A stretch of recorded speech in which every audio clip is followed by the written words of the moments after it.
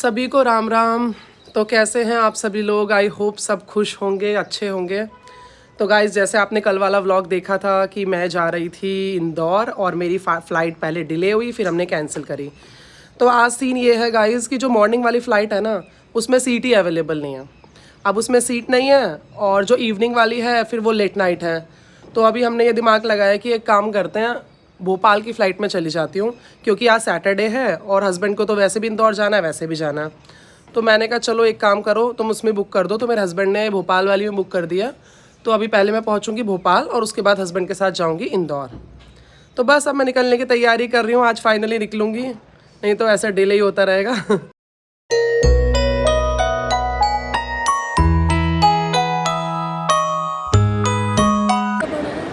चलो तो finally guys हम लोग पहुँच गए एयरपोर्ट। चेक इन तो हो गया है गाइज, बस अब फ्लाइट में बैठेंगे। बहुत काफ़ी इतना रश हो रहा है, मतलब ऐसा लग रहा है पूरी पब्लिक ना वेकेशंस में घूमने निकली है। एयरपोर्ट भी एयरपोर्ट सा नहीं लगता, इतना ज़्यादा रश है कि मतलब लाइन में लगना पड़ रहा है लंबी लंबी। तो गाइस बस हम बैठने वाले हैं फ़्लाइट में और आज मन थक गया है क्योंकि यहाँ पर बहुत चलना पड़ता है ना। वेट भी बहुत है। हाँ, ये PS4 लेकर चलता है ना, पता चल रहा है, इसको कंधे पे लटका रखा है। तो गाइस फ़्लाइट में तो मैं बैठ गई हूँ और बस अब चलने वाली है, फिर हम पहुँच जाएंगे भोपाल। और हमारा राम देखो कितने अच्छे से बुक पढ़ रहा है, घर पर नहीं पढ़ता है, यहाँ पर देखो, घर पर तो पता भी नहीं बुक कहाँ पर है। और फिर मेरे पास टाइम था गाइस, तो मैंने सोचा एक दो रील बना ली जाए।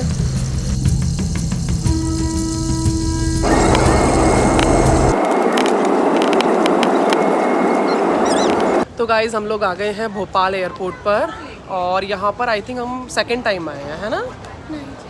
फिर थर्ड टाइम। हाँ, थर्ड टाइम आए होंगे, क्योंकि हमारा यहाँ पे आना ज़्यादा होता नहीं है भोपाल, क्योंकि हमारी डायरेक्ट फ्लाइट इंदौर की होती है। तो ज़्यादा बड़ा एयरपोर्ट नहीं है, पर दिल्ली का तो इतना बड़ा है ना, वहाँ तो पैर ही दुख गए थे, वहाँ तो चल पाना ही भारी हो रहा था। ये इतना बड़ा एयरपोर्ट नहीं है।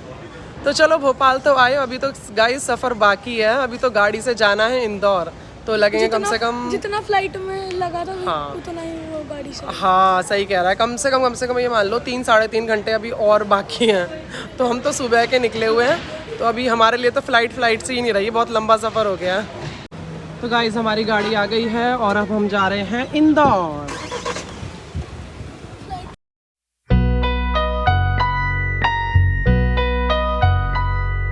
गाइस लिटरली बहुत थक गए, अब थोड़ा सा रास्ते में रुके हैं, थोड़ा शेक वगैरह पियेंगे।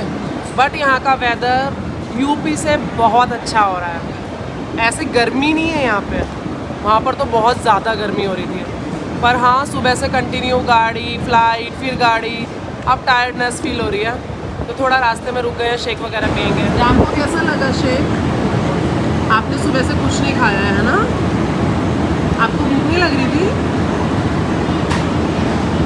गाइस राम की ना भूख मर गई है सफ़र में बिल्कुल, सुबह से आप शेक पी रहे हैं। वैसे जगह बहुत अच्छी है, मस्त हवा लग रही है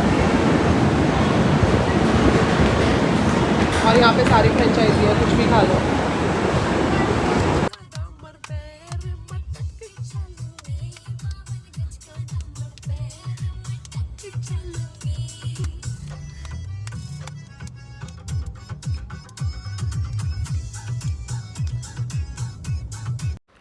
तो गाइस फाइनली हमारी सोसाइटी आ गई है और अब आ रही है बहुत तेज़ वाली नींद। Very good morning guys. तो रात बहुत ज़्यादा लेट हो गए थे, ऑलमोस्ट 11 साढ़े 11 बज गए थे, थक भी गए थे, तो जस्ट मैं भी सोकर उठी हूँ। और गाइस अभी आपको एक न्यूज़ और देनी है, अभी भी चीज़ें ख़त्म नहीं हुई हैं। एक्चुअली शायद मैंने आपसे शेयर नहीं किया, मैं मेरठ गई थी 2 महीने के लिए। उसके पीछे रीज़न ये था कि मेरे हस्बैंड का रिज़ल्ट आने वाला था कि ट्रांसफ़र कहाँ पर होगा, है ना, तो मैं उस रिज़ल्ट का वेट कर रही थी। तो गाइज़ वो रिज़ल्ट आ चुका है, तो मेरे हस्बैंड का ट्रांसफ़र 4 से 5 साल भोपाल में ही रहेगा। तो आज मैं घर शिफ्ट कर रही हूँ।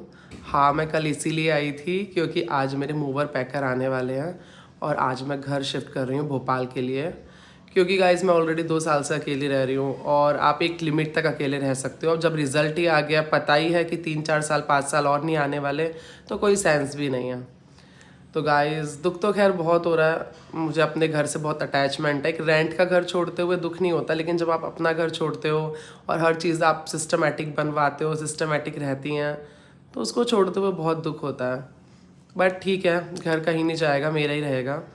तो गाइस आज मेरी शिफ्टिंग है और मूवर पैकर्स आ जाएंगे 9:30-10 बजे। हालांकि देखो पैकिंग तो वो काफ़ी चीज़ कर लेते हैं, खुद से कर लेते हैं, लेकिन बहुत सारी चीज़ें बच्चों के घर में ऐसी रहती हैं, जैसे वार्डरोब है और ड्रॉर्स हैं, इनमें छोटा मोटा ऐसा सामान है जो आपको खुद ही पैक करना है ना। उसमें आप उन पर ध्यान दे सकते हो, लेकिन फिर भी यार मेरा मन नहीं मानता, वो छोटी छोटी चीज़ें वार्डरोब में से पैक करना सब अपनी जिम्मेदारी रहती है। तो अभी बैक टू बैक इतना हैक्टिक हो रही है चीज़ें कि बस पूछो मत। तो गाइज़ आज मैं पैकिंग में लग जाती हूँ, चलो टाइम वेस्ट नहीं करूँ तो ज़्यादा अच्छा है। तो सबसे पहले मैं ड्रेसिंग टेबल्स के जो शेल्फ्स हैं इनको सेटल करती हूँ, क्योंकि मुझे मेडिसिन सब एक जगह करनी है और मेकअप के प्रोडक्ट सब एक जगह करने हैं, और उसमें से मुझे ये भी छांटना है कि कौन कौन सी मेडिसिन एक्सपायर हो गई हैं, तो फिर मैं उनको लेकर नहीं जाऊंगी।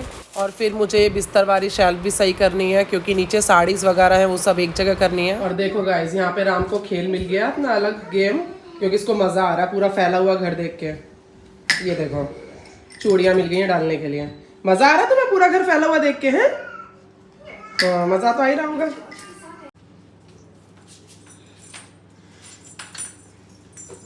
बहुत दुख हो रहा है मुझे सब उतारते हुए, बाप रे।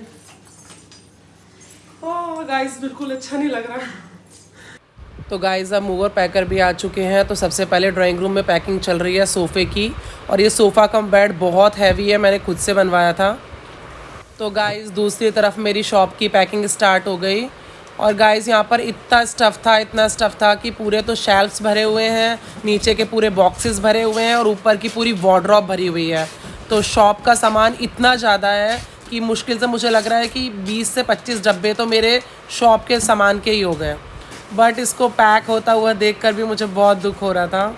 और यहाँ पैक हो रही है मेरी किचन की सारी क्रॉकरी, और अब ये अर्बन कंपनी वाले मेरे सारे एसी अनइंस्टॉल कर रहे हैं। तो गाइस ये भेजा है मेरी फ्रेंड कल्याणी ने नाश्ता, क्योंकि मैं शिफ्टिंग में बिजी हूँ तो उसे पता था कि अकेली परेशान हो रही होगी, तो उसने नाश्ता भेजा है। सच में बहुत राहत मिलती है जब आप शिफ्टिंग करो और आपकी फ्रेंड आपकी हेल्प करे। और मैं और कल्याणी तो सच में ही बहुत क्लोज हैं, तो मुझे उसको मतलब कहने की ज़रूरत नहीं पड़ती, उससे पहले वो समझ जाती है चीज़ें। तो इतना अच्छा लग रहा है कि हम लोग थक रहे हैं और हमारा ब्रेकफास्ट बन के आ गया। एक तरफ तो शिफ्टिंग को लेकर मैं परेशान हूँ, और दूसरी तरफ राम पूरी शिफ्टिंग एंजॉय कर रहा है। गाइस 7 से 8 लेबर लगी हुई है, और 8 नहीं 10-12, क्योंकि एसी उतारने वाले अलग आए हैं, कारपेंटर अलग आए हैं, लेबर अलग है। तो नीचे का पूरा अरुण ने संभाला हुआ, ऊपर का पूरा मैंने संभाला हुआ है। तो अब पैकिंग कंप्लीट हो गई और हमारा ट्रक भी आ गया। ये देखो गाइस कितना सारा सामान है, इतना सामान है कि घर पर ना पैर रखने की भी जगह नहीं मिल रही।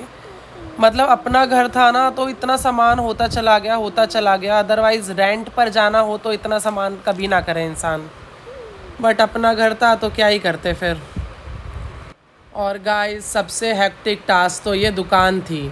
इसकी शेल्फ़ इतनी ज़्यादा बड़ी थी कि इसको वो निकल ही नहीं सकती थी, पॉसिबल ही नहीं था गेट में से निकलना। तो पहले तो उसको 2 पार्ट में काटा गया। अब काटने के बाद भी वो बाहर निकलनी इतनी मुश्किल हो रही थी कि 4-4 लोग उसी में लगे हुए थे कि बिना टूटे किसी तरह चली जाए। तो गाइस अब ये 2 दोस्त भी अलग होने वाले हैं, जो दिन रात सुबह शाम पूरे दिन साथ साथ खेलते थे। अब ये दोनों एक दूसरे की बेचारे शक्ल भी नहीं देख पाएंगे।